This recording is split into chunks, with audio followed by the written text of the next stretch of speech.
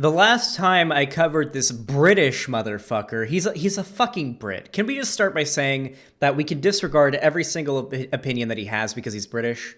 He's British, okay? Any reactionaries or fucking arch fans that are going to come in to my comments after this video goes up, just know you're defending a fucking Brit bonger, okay? A fucking British person. Okay? They talk like this. How can you defend somebody who thinks it's okay and socially respectable or acceptable to speak like this, okay? Can we just all accept that, all right? Before we get into anything, all right? The last time I covered this dude, Arch here, he was known as Arch Warhammer. He mostly did videos on, like, Warhammer lore, and all I know about the lore of Warhammer is, one, Total War Warhammer 2 is a good-ass game. I love it. The Skaven are poggers as fuck. I love the Skaven, and I'm very excited for Total War Warhammer 3. Very excited for that. But I know jack shit about Warhammer lore. I watched a little bit of it, like a few videos on it. Not by Arch Warhammer, by the way. When I started playing Warhammer 2, Total War Warhammer 2. But yeah, apparently this guy mostly did Warhammer lore videos, but then became a reactionary, and he was called Arch Warhammer before the last time I covered him. But apparently he's rebranded just to Arch, because now he's moved full in to doing like the reactionary YouTube videos. And this one is our cyberpunk IRL future now has Twitter defining truth. Will now delete misinformation. So this is literally just, oh my god, literally 1984, Twitter is fact-checking posts. So let's get right into it. He's from Sweden, I think, but he has a British accent, so that makes him just as subhuman as every other British person. All right, let's get into it. As we march ever forward with a happy spring in our steps towards the cyberpunk future, yet another piece slots neatly into place. Because of course you can't have real cyberpunk without the corporations deciding what is and isn't the truth. And so we have Twitter introduces a new speech strike system, will ban accounts that repeatedly post, quote, misinformation. Now, okay, by the way, hold on. Where are you in your life, and how are you not reconsidering your beliefs if you're at the point where you oppose the idea of fact-checking? This motive by Twitter was taken because you had shit tons of large figures on Twitter that were going out of their way to post misinformation about vaccines and about the coronavirus, which were getting people killed. Spreading misinformation about something like this is dangerous. And I believe it is the right, by the way, just saying, these are private corporations. I'm not a big fan of private corporations, but if they're going to, take the shit down, I'm not going to be mad they're taking down misinformation. If they're going to take down misinformation, go right on the fuck ahead. This is one of the biggest reasons. You'll notice that the only people complaining about this are reactionaries, and the reason for that is for a very long time, right-wing content creators and figures were able to build a fucking monolithic empire on the back of misinformation. The lies that they were able to spread. Do you guys remember like the golden days of the skeptic community in 2014 to 2016? Do you guys remember the fucking golden days? The reason why there was this fucking cinematic universe worth of content creators on the right that were able to rocket into stardom was because there was no counter in place to debunk the misinformation they were feeding to their audience. So nowadays, we have a few things that have started to dismantle this massive monolithic empire. One, a lot more popular left-leaning content creators debunking their ideas. There was no Breadtube back then. There was no Breadtube back in the day. I don't think you realize that. There was nothing. Do you know who like the largest left-leaning like independent YouTuber was back then? Back then, it was like Peter Coffin, Christy Winters, and Hannah and Jake were around, I guess. Destiny wasn't like doing this back then. Destiny didn't. I'm talking about independent content creators, not like TYT. It just wasn't. Kevin Logan, Milo Stewart was around, but got harassed and bullied by these people. Milo Stewart had like You know, Milo Stewart has 30,000 subs now. They aren't even that huge now. They were smaller back then.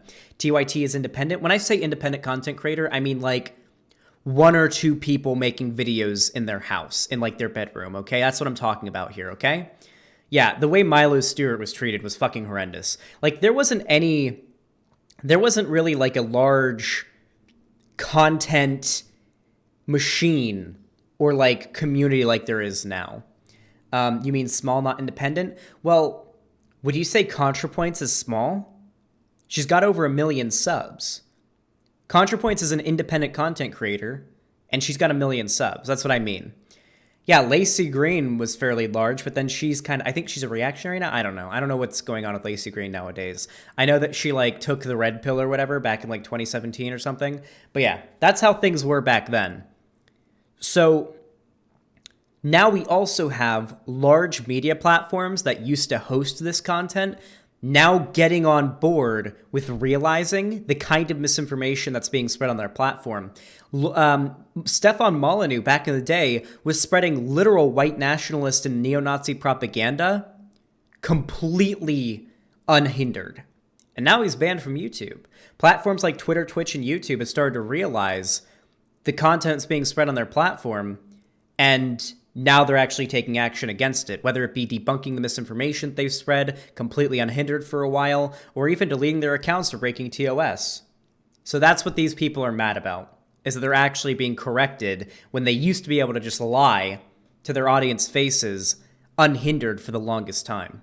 This is, in all due reality, simply a codification of a system that already was in place, as Twitter for quite some time now has been putting nice informative little boxes beneath tweets that they don't agree with, and also outright yeeting accounts. It's not tweets they disagree with, it's tweets that spread misinformation. People claiming that the coronavirus is over and the virus is done and we can go back to work and we can stop wearing masks. People like that. People who disagree with epidemiologists and healthcare professionals. People who are spreading misinformation. Those are the people they'll say it's to like people they disagree with because they think that facts are opinions, because funnily enough, these people used to say facts don't care about your feelings, but all they have is feelings. None of these people have facts on their side. They never have, and they never will. Accounts that mention certain unfortunate topics. In this case, of course, we are specifically talking about the Voldemort virus, which I like to refer to as such because initially, if you so much as mentioned its existence without being an authoritative source, then, well, Twitter would fix that problem awfully quickly. That's not true. So what actually would happen is, and people who are afraid to do this are fucking cowards, by the way. What would happen was, and they got really mad when this first happened, if you uploaded a YouTube video that mentioned COVID-19, then you would get a little box beneath your video that would lead to the Wikipedia page or some like health, like some like peer-reviewed, like verified information about coronavirus. So no matter what you're watching, it would do that. It does the same for the Holocaust. Any video talking about the Holocaust, you'll get a little Wikipedia thing that'll pop up, like saying, like leading you to actual information about the Holocaust, even if it's a video, like authoritative sources, of course. Same goes for like climate change, right? Even science channels that are making videos, like that are in like talking about and spreading positive, like correct information about like the Holocaust or climate change will get that little box too. It's not targeting conservative channels. It's just making sure that no matter what you're watching about stuff, whether it be the election or the Holocaust or climate change or COVID, that there is a very readily accessible authoritative source for you to learn about this topic from a potentially non-biased perspective below. That's all they did. Same goes for Twitter. Now, if you're spreading misinformation and it's Twitter, Twitter will take you down, or they'll give a little box below it. This is not like a 1984 cyberpunk future or anything like that. This is just conservatives yet again wanting to be victims. Whereas now, they're actually kind of easing up on the restrictions a little bit by putting in place a properly codified system. as properly codified as a company's terms of service will ever be. Bearing in mind that terms of service isn't what it sounds like. It's not a, oh, this is why this is a general rule set we would like for you to follow for us to provide you with a service. No, it is an overly genified, English, arch. It is an overly generalistic rules. Edit your fucking videos, dude. You don't have an excuse. If this isn't streamed, you don't have an excuse, okay? I live stream. Every video and segment that I upload is streamed and recorded live, okay? I don't get to do double takes, okay? I can't like say, "Oh, I stumbled on this word, gonna do a new take." And when I do prepared content like this, I edit the stutters and the pauses and whatnot, and I make it flow properly. I don't, like, when I stream, I have to do improv, but I script my prepared videos, or if I don't script them, then I do another take if I stumble or whatever. Like, Jesus, put some effort into your content. Jesus, come on. Set designed to be as vague as possible, specifically for the purpose of using it as a cudgel against anyone at any time for any reason. One of the many reasons why... Oh, apparently we have a Malding conservative in YouTube chat. Hey, if you want to come on debate after this, I'll gladly have you on. If not, and you want to pussy out, then I'll ban you.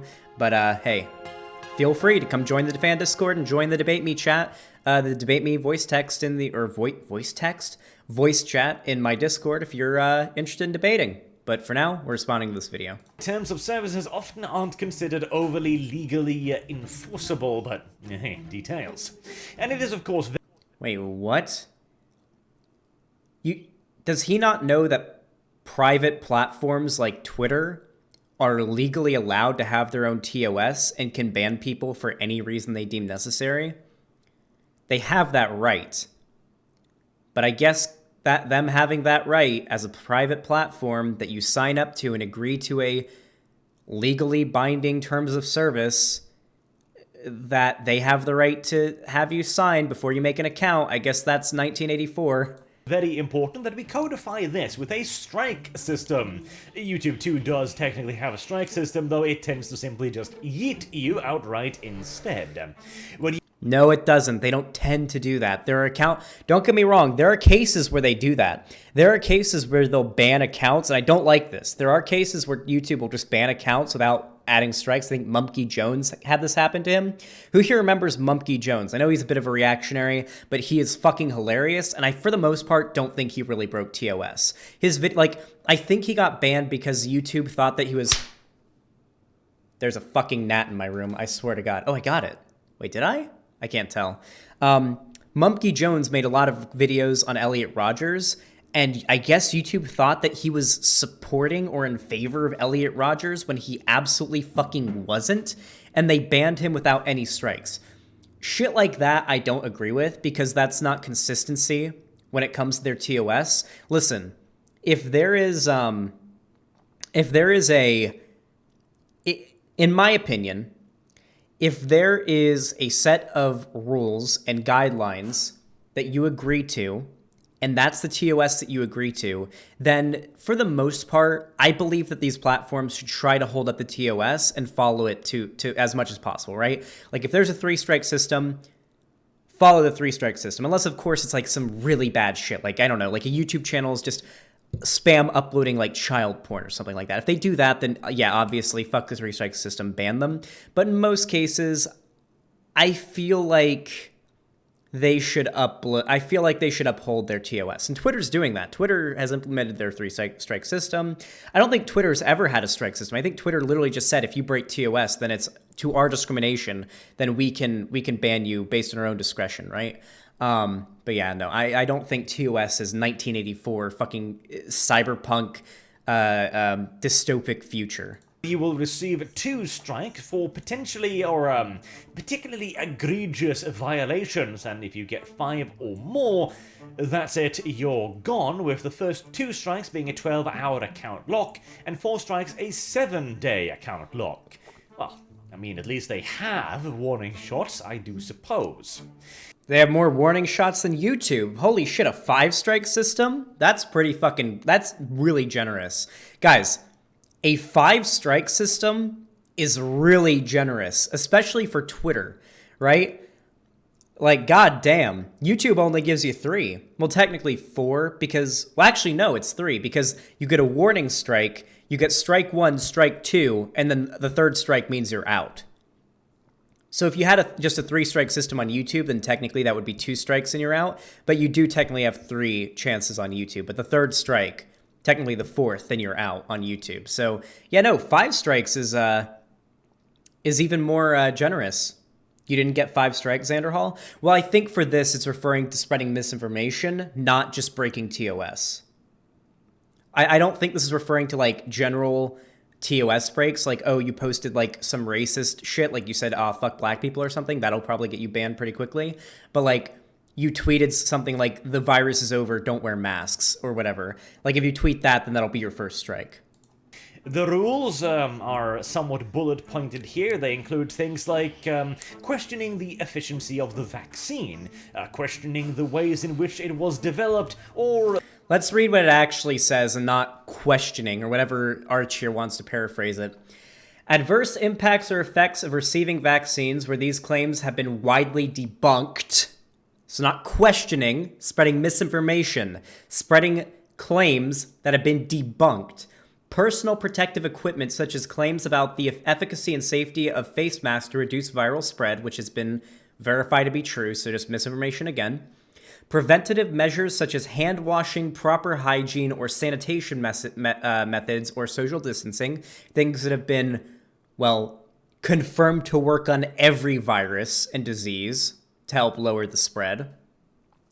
Local or national advisories or mandates pertaining to curfews, lockdowns, travel restrictions, quarantine protocols, or inoculations, including exemptions from such advisories or mandates. So literally just advocating for people to break the law when it comes to local advisories and mandates placed on certain areas, such as if there's a curfew happening in LA and you advocate for everyone to go out and party in the street in LA, then that's probably going to be a strike.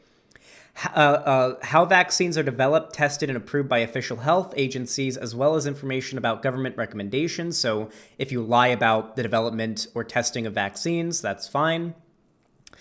Lying about the prevalence of the virus or the disease, such as information pertaining to test results, hospitalizations, or mortality rates. So just outright lying about how bad the disease, about how bad the pandemic is. Research findings, such as misrepresentations or unsubstantiated conclusions about statistical data, used to advance a specific narrative that diminishes the significance of the disease. None of these things, not a single one of these things, should be viewed as objectionable. If you object to any of these things, then you need to reconsider your political views, because you are fucking crazy. Authoritative sources' takes on it. Adverse impacts or effects of receiving vaccinations, for example, that's a no-no as well. Okie dokie then. I mean, this is very important, of course. Is he gonna read through all of them? I guarantee if he reads through all of them, we'll just skip through, but like, I don't feel like these people actually read anything, so I'd be surprised. This is the Voldemort virus, after all, and on a separate note, don't you find it fascinating how we have actually got actual Voldemort words now? I mean, hell, 10 years ago, this was a joke. This was a trope. This was something that you added in to kind of exemplify how horrifying a thing is, or at the very least, how perceived horrible it is, that you can't even verbalize it for fear of the consequences of doing so. And you can say coronavirus, coronavirus, COVID-19, coronavirus, COVID-19, coronavirus, COVID-19, coronavirus, COVID-19. Look, no one's scared to say it. Do you know why I'm not scared to say it? Because all YouTube's going to do for me mentioning that is just add a little box beneath my video that says, here's a link to an authoritative source about the coronavirus. You're literally just scared of YouTube adding a fact-checked, source beneath your video about the coronavirus. You're literally just scared of being proven wrong. That you guys are just pussies. The only reason you guys think of COVID-19 as like a Voldemort word is because you guys are pussies. You're little baby bitch pussies who are afraid of your misinformation being debunked. That's the only reason. You guys are just quivering little bitches. That's the only reason you guys are so scared. Grow the fuck up. Yet now we have several such words. The Voldemort virus, of course, and power word N being one of my personal favorites. My friend Dev, short by Fat Otaku, this being an example I brought up before, Of course he'd be friends with Short Fat Otaku. Short Fat Otaku might be, oh, we should cover him again sometime. I forgot how much of a lolcow that dude is. The dude's fucking, oh my god. That dude makes some of like, the problem with Short Fat Otaku videos is that no arguments are ever made in them, so it's just me laughing at the dumb shit he says. So that's why I don't cover him all that much, but like I definitely should cover Short Fat Otaku again. Would you guys be in favor of that? Should I cover him again? Like some stream in the future? Wait, he got COVID? That's funny. Had his entire channel demonetized, in a video game. Not for him using power word Nagash, but for another person on his stream using it. Now that's real power. How much do you want to bet it wasn't, oh, someone on his stream said COVID-19? How much do you want to bet that he had a YouTube stream where he platformed someone who was literally spreading misinformation about COVID-19? How much do you want to bet that's what happened? Do we actually think YouTube just said, whole channel demonetized because someone on your stream said COVID-19? Or do you think it was not that? I'm going to guess it was not that. Right there. And of course, Twitter has its priorities straight here by codifying this, whilst refusing to remove child porn. Oh. It is worrying how frequent this gets brought up too as well. Okay. I don't know what article this is referencing, but I'll tell you this. Every lolicon account that I've reported, and trust me, I've gone on some legendary fucking crusades against lolicon accounts on Twitter. They fucking hate me. I might be like public enemy #1 to the lolicon community on Twitter.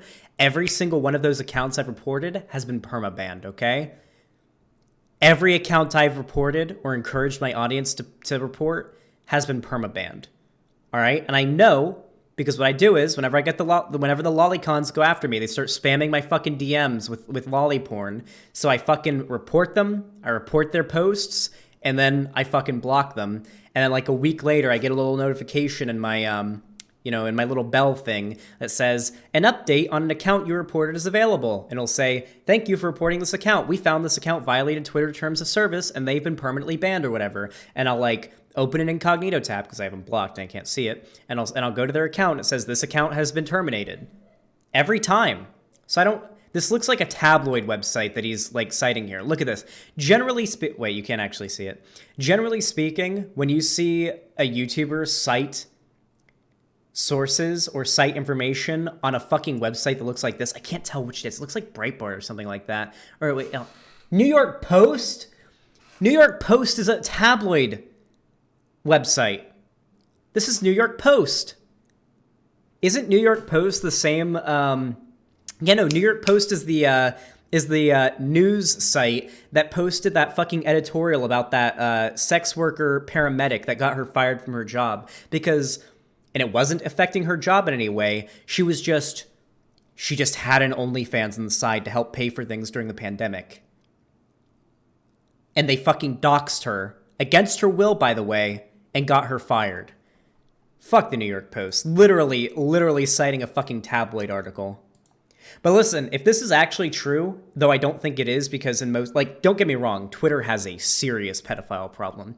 Twitter has massive communities of pedophiles and lolicons fucking festering there, but typically when you report them, they do get banned. In every case where I've reported them, and I've reported hundreds, okay? I've reported hundreds of lolicon and pedophile accounts, okay?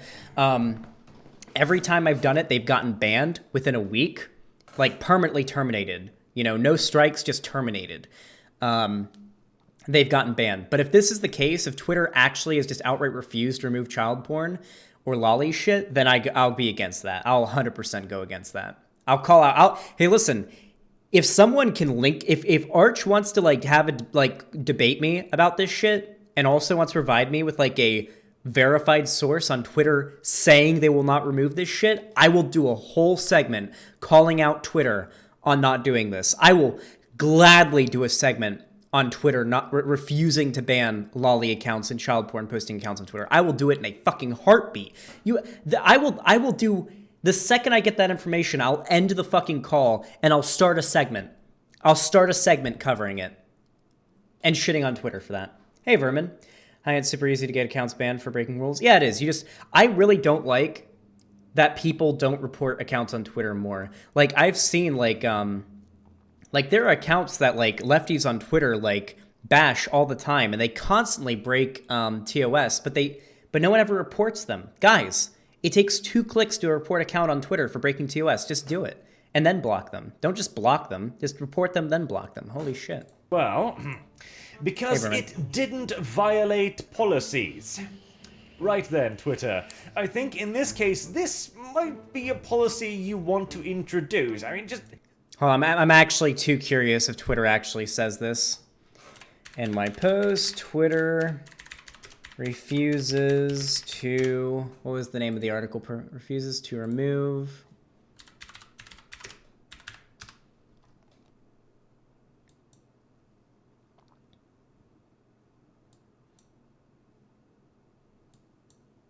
Okay, here's the article that he was talking about. Let's see.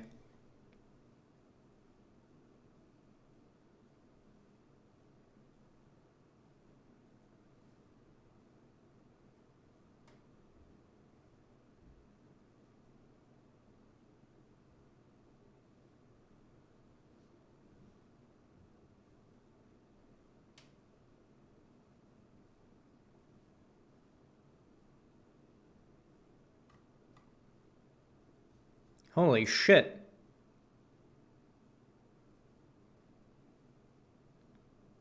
Okay, so this isn't Twitter saying that child porn's against their TOS. It's Twitter apparently refusing to take down one post that was child porn. Pretty fucked up. Fuck Twitter for doing this. I'm glad they're getting sued. Though this does not support any argument that Arch is making, because I don't think saying that Twitter refusing to take down an instance of child porn is...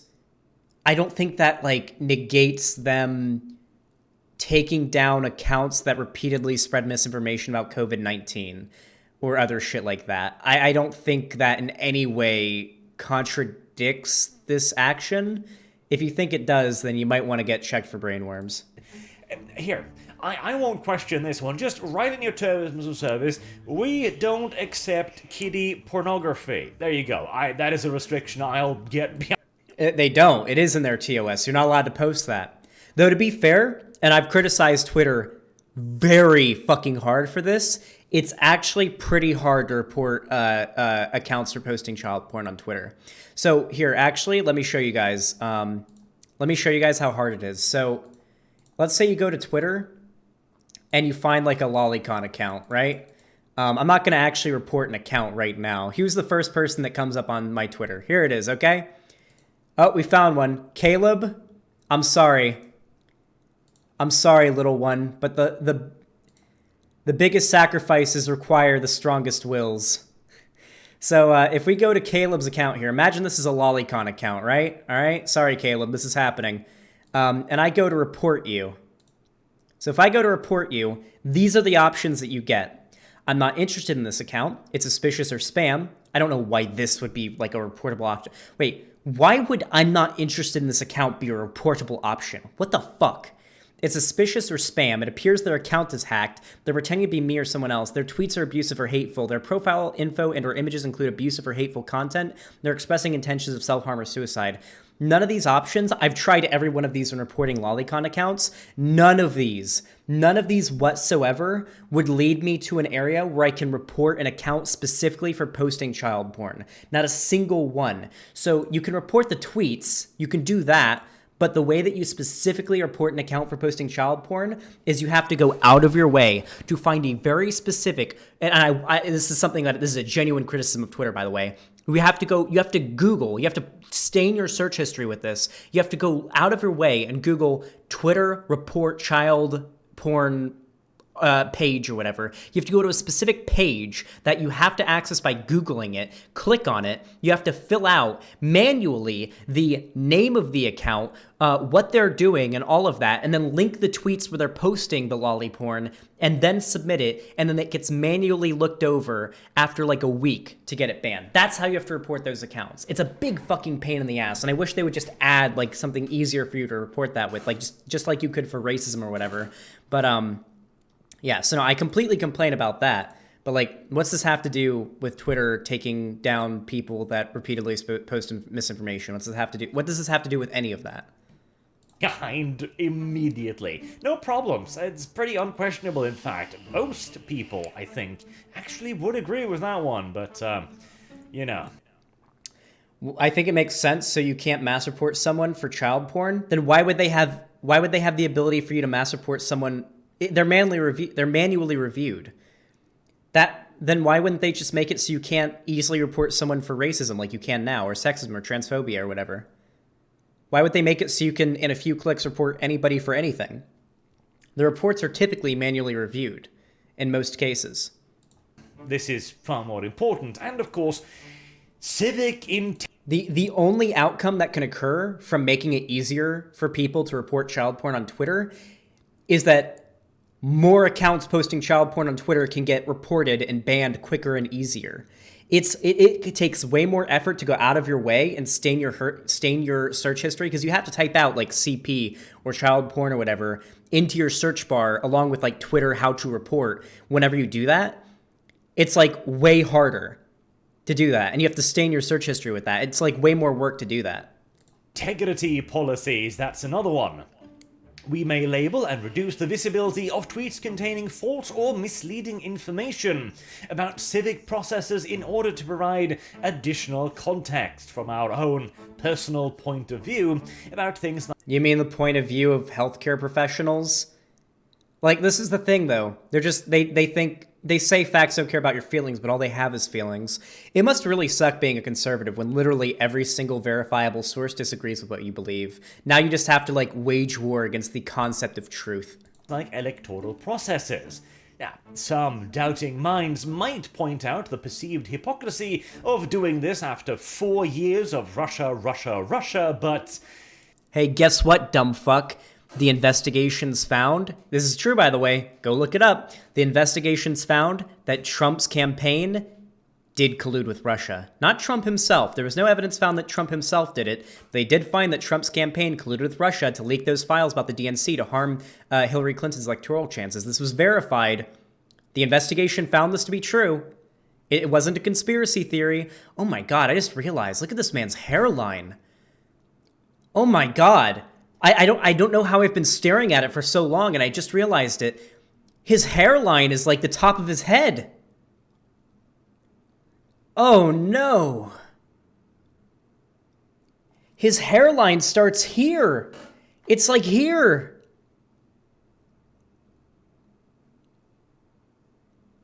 Like his hair starts here. Even the sides. Like go back to like around here. Holy shit. I'm almost getting sick of pointing out the hypocrisy, frankly, and it does seem somewhat pointless as well, I might add.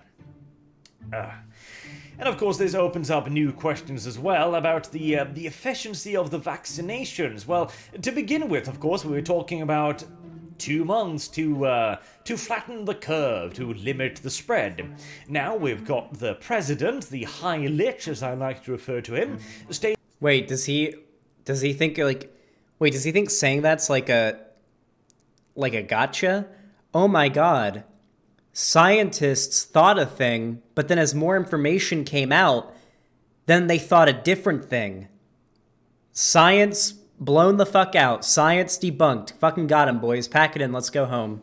Stating that we might be seeing a return to normal at round about this time next year, or he hopes, at least, that we will be seeing a return to normal this time next year. So, 2 months, now we're at 1 year, and now we've slapped on another year on top of that. Yeah, so the problem is, this is what we have to deal with right now. So, there's a few things that are making it. So, I would say that within like the next 6 months, my guess is that things will be mostly back to normal. But for for everything to be completely back to normal and for the coronavirus to be like a thing of the past, like a memory, that's probably going to take a year. You know, probably 2 years from when the coronavirus began. That's what I would guess, right? Because you have to understand that like a lot of people have to get vaccinated. Only so many can be made and produced and distributed. You know, like it takes a while. It's going to be longer than that. Like I think 6 months, most places, like at least maybe like here in like Palm Springs, I feel like in 6 months you might not have to wear a mask everywhere. Like people probably still will, but I think a lot of businesses will probably like end the mask mandates. A lot of like curfews will probably be away because I think in 6 months a lot of vaccines will be distributed and we're going to see like a lot of cases go down. That's my guess. But then again, don't take my word for it because I'm not a fucking healthcare professional. But that's just like my guess. I'm pretty optimistic, but like I will say places like Florida and Texas, their cases are going to keep going because that's the fucking vaccine anti-vaxxer / COVID denier fucking capital of the country, you know? Oh shit, chat's dead right now. Let's hope it comes back. Well, I mean, at least that is in agreement with Bill Gates, who I presume to be an authoritative source on this matter, suggesting lockdown measures could continue into 2022. Now... Wait, does he think that anybody's claiming that Bill Gates is an authoritative source on this, or do you think it's just Bill Gates is a large public figure, so when he says something about this, then it's going to make headlines? Would he be complaining if Elon Musk tweeted, I think coronavirus is going to end in 6 months, and then a headline came out about that? Would he be complaining about this? Fuck no, of course not. He's just mad that like a news article came out because a large public figure like claimed that lockdown measures could continue into 2022. He's like one of the richest, most famous people in the world. Of course, when he says something about a currently happening pandemic, it's going to make headlines. What the fuck else do you expect? I'm not downplaying the dangers of COVID. I would probably say that it has been somewhat overstated, and I don't think... I would love for him to explain a single way that COVID has been overstated. We do have to make sure that the cure is not worse than the problem. This is simple. Yes! That's what all these conservatives have been saying over and over again. That's their excuse to try to reopen everything and just burn. That's it. So the thing is, Ben Shapiro, when they say we need to make sure the cure is not worse than the problem, what they actually mean is what Ben Shapiro said. Do you guys remember when Ben Shapiro said we should just reopen everything and have the virus just kill all the old people and everyone should go back to work so we can save the economy? Listen, the world has, for the most part, acclimated pretty well to COVID, okay? Businesses are mostly, a lot of businesses are getting fucked over, but for the most part, a lot of jobs that allow you to work remotely are doing pretty fine now. The stock market has, besides the GME stuff and how that affected the stock market, like, that's mostly healed back to the way it was. As a matter of fact, I invested a fair amount into United Airlines, and I'm seeing some pretty fucking good returns because I'm waiting for COVID to be over, and I'm gonna make a big. I invested in United Airlines when it hit a pretty bad low during the virus, and I'm gonna get a pretty tasty little payout. I'm gonna use the payout that I get whenever I sell my shares on United Airlines. I'm gonna use that to buy a fucking inversion table. I really want an inversion table. Me and Lonnie need one really bad. I got really bad back problems from sitting all day. Can't wait to use that payout from selling my shares in United Airlines to buy an inversion table. What is that? It basically, you strap yourself into it and it hangs you upside down and decompresses your spine. You guys don't know what an inversion table is? What the fuck? Hold on.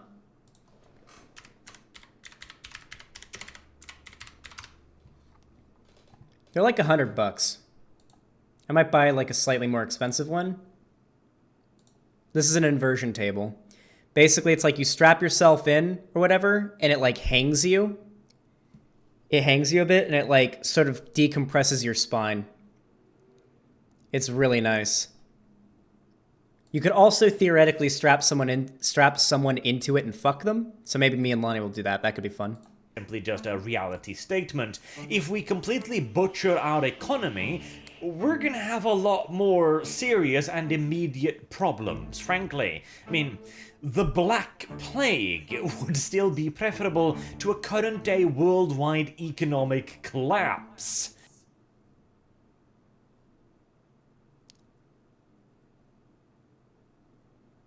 Does he actually think that a worldwide economic collapse is plausible? When we got really close to an economic collapse, do you know what the government did? They bailed out the businesses. You realize that the governments of every country on Earth, every developed country on Earth at least, will literally not allow the economy to collapse. They will print more money and they will bail out companies and businesses that are vital to the economy to keep it going. You don't know how economics and government works. They aren't going to let that happen no matter what.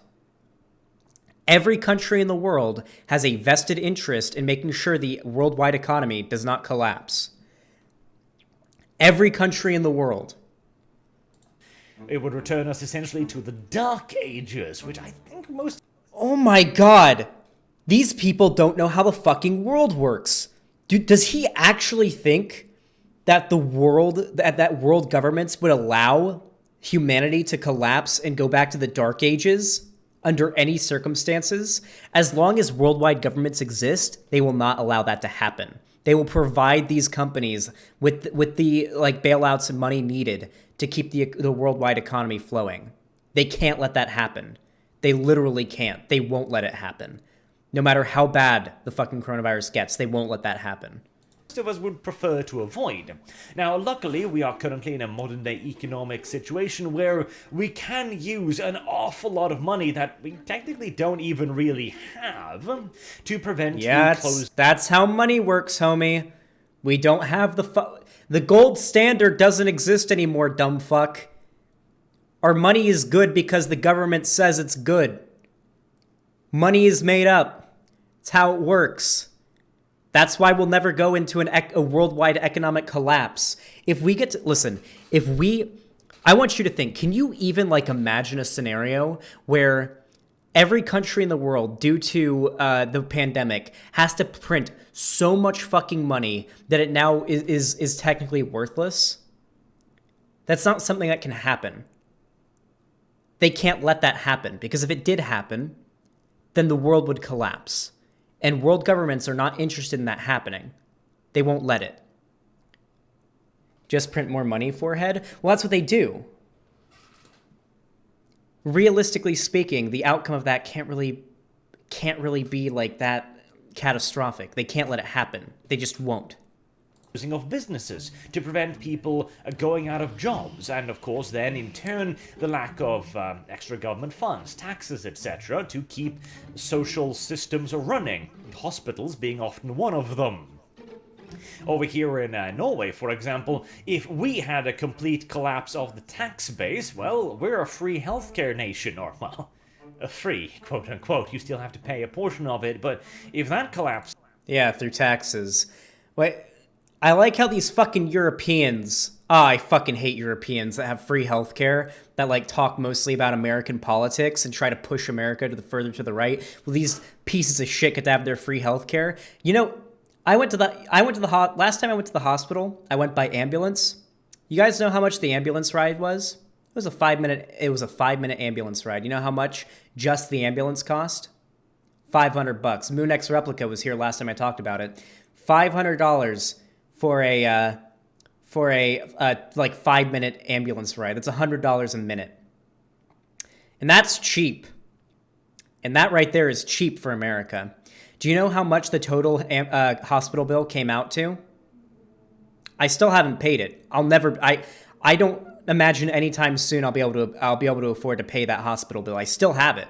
I still get emails about it or whatever. I still get little notices about that hospital bill. It came out to $4,800. I think there was a little bit extra added on, but it came out to around $4,800. What were you in the hospital for?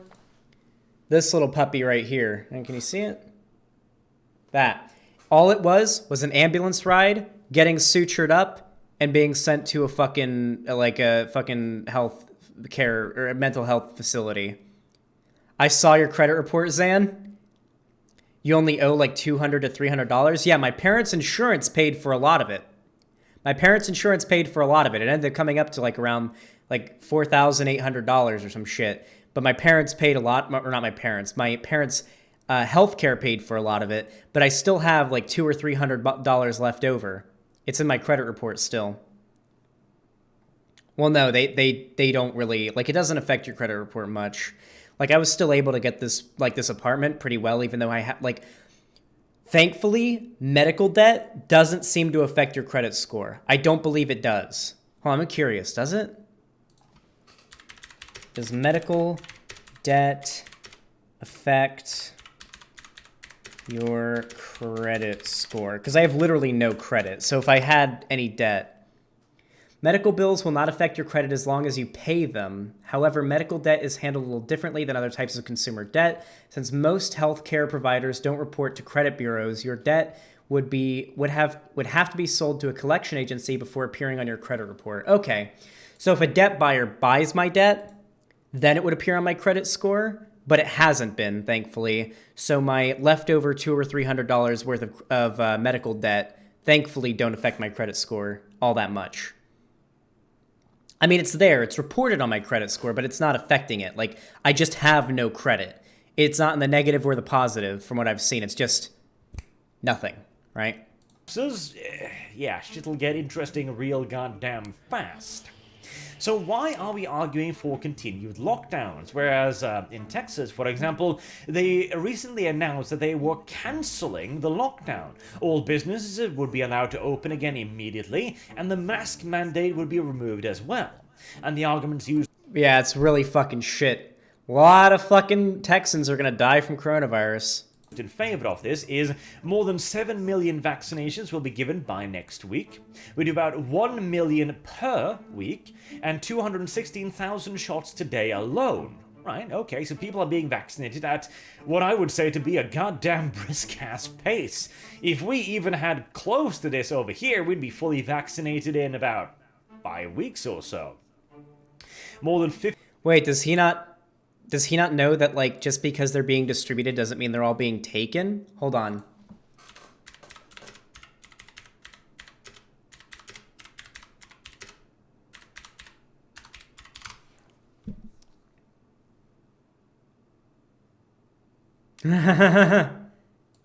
Hold on.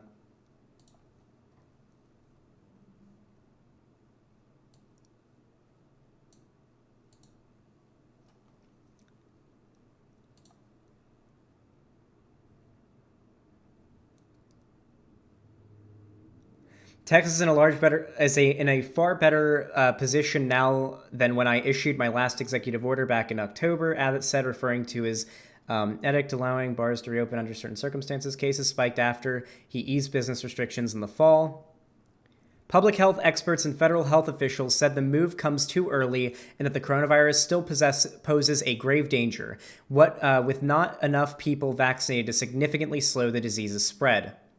There's also a chance that some variants could be somewhat resistant to the vaccine, said Dr. Rochelle Walensky, director of the U.S. Centers for Disease Control and Prevention. On Monday, Walensky warned that states should not lift coronavirus restrictions as the new, more contagious variants spread across the country. Texas will join 15 states that lifted mask mandates or never stopped one in the first place, or never adopted one in the first place. Please hear me clearly. At this level of cases with variants spreading, we stand to completely lose the hard-earned ground we have gained, Walensky said. I'm really worried about reports that more states are rolling back the exact public health measures we've recommended to protect people from COVID-19. So cool. Greg Abbott is doing this despite the fact that even the CDC, the head of the CDC, is saying that it's not a good idea. New variants. Thankfully, it seems like from what I've read, the new variants aren't very resistant to the vaccine, but they spread. They're more contagious. So thankfully, the new variants that have mutated, also, by the way, diseases and viruses mutate constantly.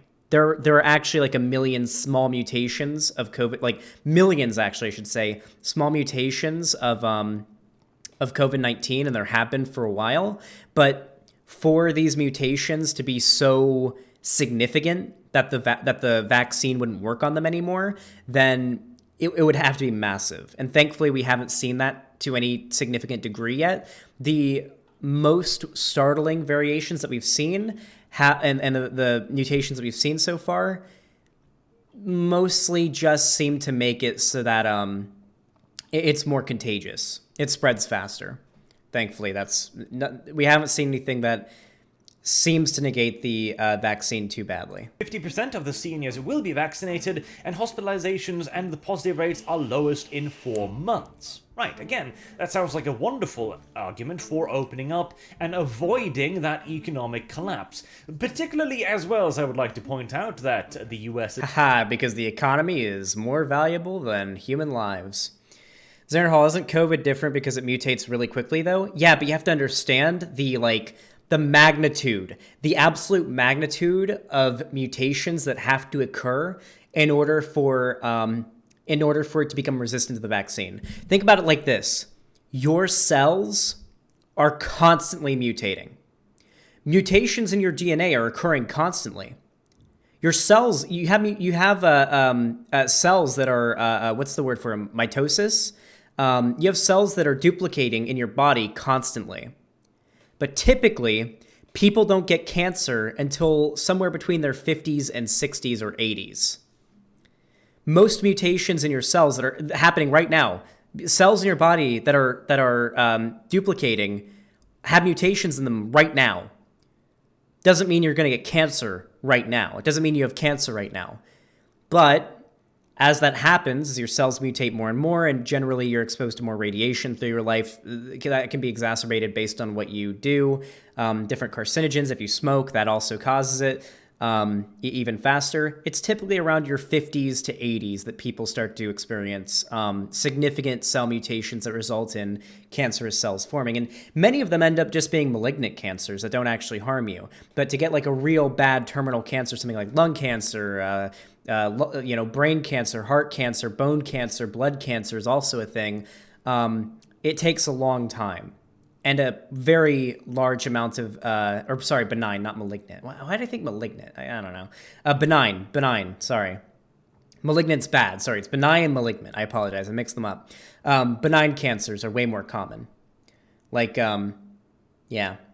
But for it to be like a malignant cancer, something that can really kill you, and like is really, really bad, it generally takes a lot of time and exposure to cancer-causing substances over a long period of time to actually cause that. Of course, there's genetic predispositions people can have. There are 10-year-olds who have cancer out there, but for the most part, that's not super common. This competitor, primarily so, China, has actually been opening up for a very long time now. It's odd, isn't it?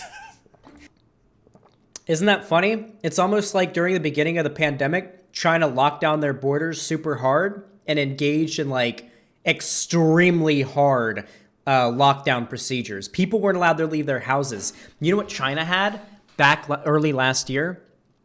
China had cops with machine guns outside of houses and apartments ready to point a gun at anybody who tried to go outside. That's what China had at the beginning of the pandemic. And guess what? They're fine now. They're no longer... Hold on, I'm curious to see where their cases are at. Granted, China's not always the most open with their reporting, but I'm curious to see.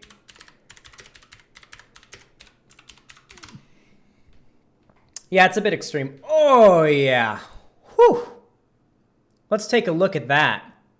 Can we expand this graph here? Oh no, this is their all-time. This is the all-time cases for China. At the beginning, they were averaging in a week around 6,905. Then they implemented their... China's for sure lying about their numbers. Yeah, they very well could be. But they implemented a lockdown.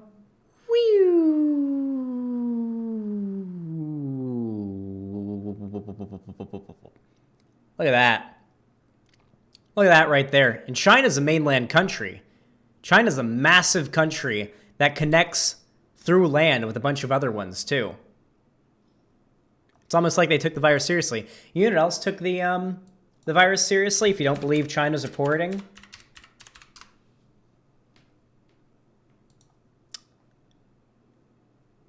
The record highs for COVID in a week in New Zealand, because they took the coronavirus extremely seriously, 75. Right now, the single digits. They're averaging single digit cases in 1 week in New Zealand because of how seriously they took it. Oh, look, back in August 2020, they had a spike up to 9. Oh my God, they even hit the double digits with 11. Oh my God, can you imagine that? Now let's look at America. Damn. 200,000 in a week back in January. Thankfully, things are dropping as vaccines have been getting distributed more and more lockdowns have taken place. Remember when this was the curve? Do you guys remember when this was the curve that we wanted to flatten and everyone said, look, the curve is flattened. All the conservatives, Ben Shapiro and everything, were saying the curves have flattened. Let's get back to work. And then we did, and case numbers went brr. And then we flattened the curve again, or tried to. And then all the conservatives were like, let's get back to work. Let's get back to work. And then brr. Then we tried to flatten it. Brr. Then we tried to brr. And now we're flattening it again. But then all the conservatives are saying go back to work, and Texas is going to reopen. And then we're going to go brr. Yeah. Fuck me, dude. Very strange indeed, but oh well, details. And why not open up at this point? Vaccinations are being rolled out. They appear to be effective, don't they? Vaccines aren't a cure. They're a preventative measure. That's like saying, hey guys, we discovered a medicine that makes you immune to bullets. Let's think about it like this, okay? Here's a good analogy. We invented a medicine that makes your skin harden and immune to bullets. Now that this is getting distributed, and there's hundreds of thousands of these being distributed, we should just all go outside with guns and start shooting people in the head. Why don't we just do that? Let's just go out inside and start shooting people in the head. You know, we've got a medicine out there that makes people immune to bullets, and we've distributed hundreds of thousands, millions of them. Don't even take into account how there's billions of people in the world. Millions have been distributed. Let's just go outside and start shooting people in the head. Why not?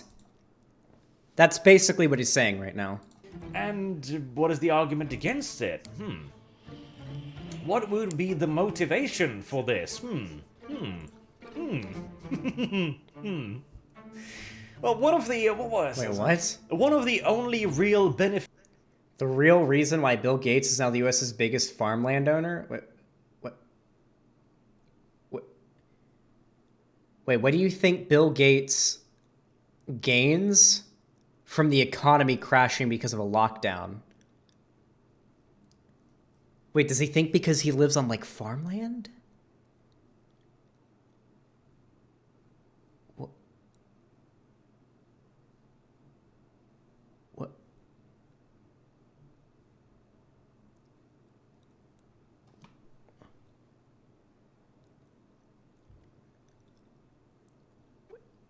He does realize that large businesses don't gain from lockdowns, right?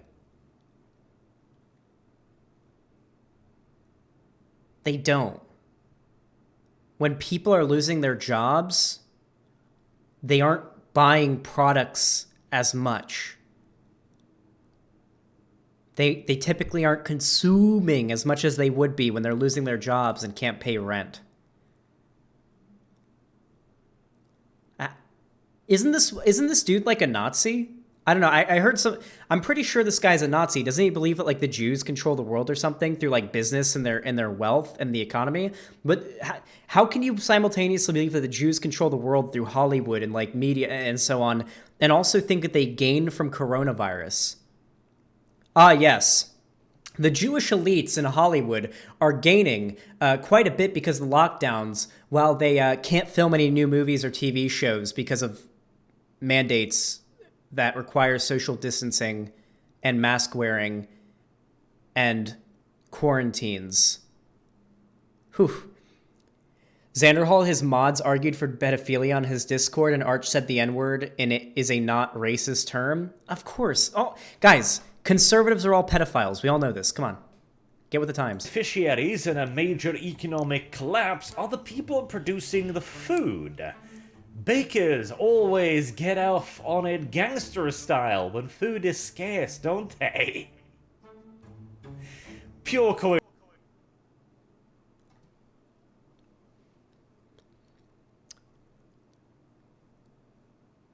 People are... He thinks that Bill Gates is benefiting from the lockdown because food.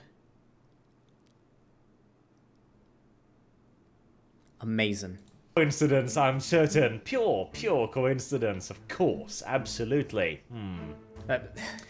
And of course, explain how it's not. Corporations like Twitter, etc., well, their position will remain more or less the same, regardless of whether or not the economy is collapsing. They have become practically the public square, after all, and as people become ever more desperate, they tend to become angry on social media as well. Wait, am I wrong? Hasn't the economy been, like, steadily recovering for, like, a while now? Like, initially, everything took a massive hit from coronavirus, but now, like, a lot of businesses got bailed out, a lot of big companies got bailed out, and now things are, like, steadily recovering as people are becoming acclimated to lockdowns and living under COVID. Like, most of, like, the harm caused the economy, like, the big hit. Well, yeah, it's going to take a big hit soon, but, like, most of the big hit that happened was at the beginning. And things have been steadily going up since then.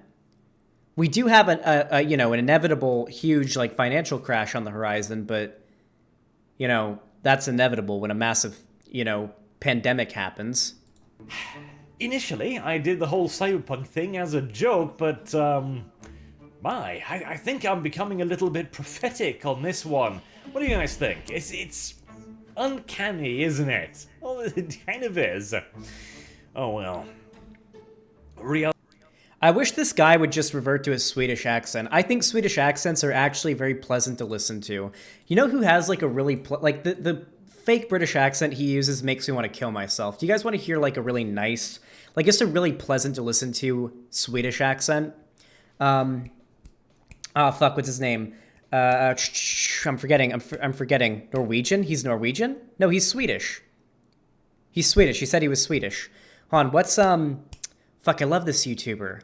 Why can't I remember his name right now? He used to be called Top 10 Memes, but now he's got a different name now. He rebranded. Hold on. Fuck, I'm trying to think of his name right now. Lemino. Yeah, Lemino. Dude, imagine, I would love listening to this guy's videos and responding to them if he had a voice like this guy. Stars within this bubble have already been discovered, none of which are at risk of exploding anytime soon. But some supernovae can still pose a threat from thousands of light years away. Imagine if he had an accent like that instead of his fucking boring, like his mind-numbingly cringe. I am British now. I know I may be from Sweden. Well, I was actually Sweden. From Sweden. I can't say Sweden in an accent without doing the Swedish accent with it. From Sweden. And I am going to talk to you about how the SJWs are literally destroying the world with their lockdowns and trying to keep the people from dying. Like, what the... he's from Norway? Okay, fuck no. Norwegians are cool. Either way, like, Norwegian people and Swedish people have pretty fucking similar accents anyway. They're all from the fucking Skyrim countries, They all say skull. So, same thing, really. Anyway, if you enjoyed this horrific fucking... Well, it's my video, so it's good. But if you enjoyed this great video of me debunking this horrific video, make sure to leave a like on it. It helps the channel a lot. Subscribe if you're new. Ring the bell icon. Definitely ring the fucking bell icon, or YouTube won't tell you when I go live or upload a video. YouTube sucks.